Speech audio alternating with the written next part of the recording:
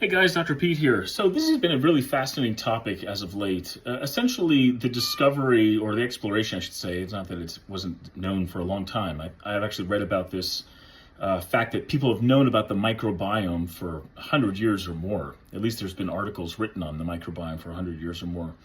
But in any case, there's a discussion about peristalsis, and there's some other fancy names that some nutritionists are giving it, but essentially what they're talking about is peristalsis, the ability of the intestine to push down food across the digestive system, the intestines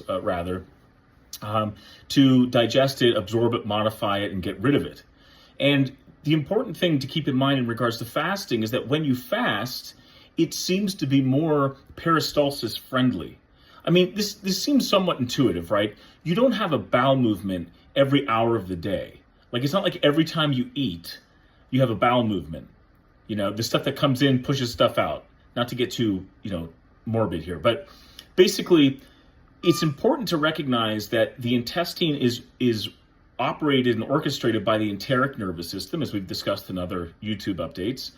And it also has, trillions of bacteria along the assembly line. I'm going to use that analogy to make best use of these food particles so that our bodies ultimately can take what it needs and get rid of the rest.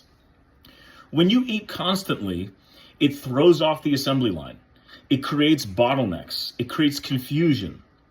And I make this analogy to the assembly line because I think it's so powerful. Imagine you have a car on an assembly line that needs to be assembled, and you continuously push through another, car piece, whatever it is, through the process when the guy in front of you isn't done with their part yet. So that can throw things off. Same exact thing that is occurring, with bacteria that are operating on or assembling the food, breaking it down, operating on it in your gut.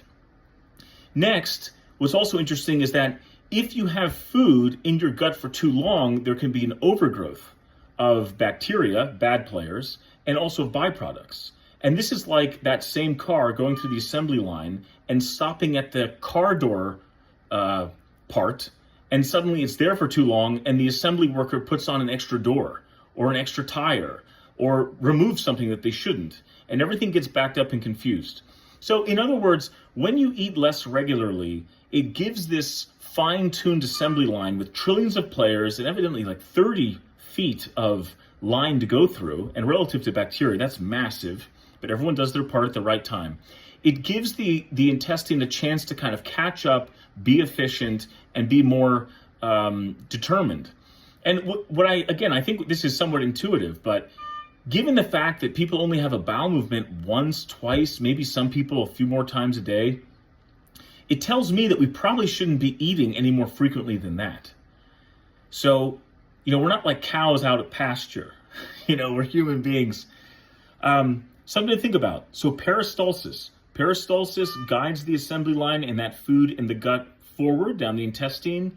And in order to allow the players to operate on that food and to properly digest it, break it down, etc., you need to help them out by better synchronizing when you eat. And that can be done very well through the practice of fasting.